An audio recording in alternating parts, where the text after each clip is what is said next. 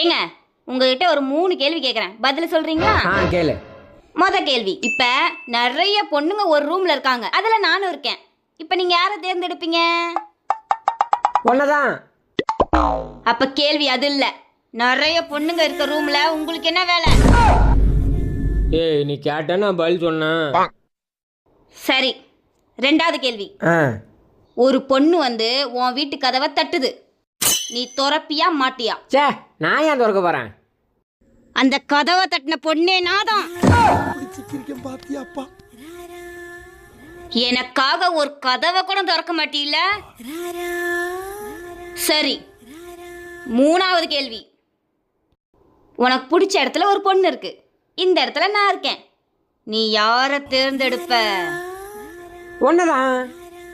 அப்போ உனக்கு பிடிச்ச இடத்துல நான் இல்ல.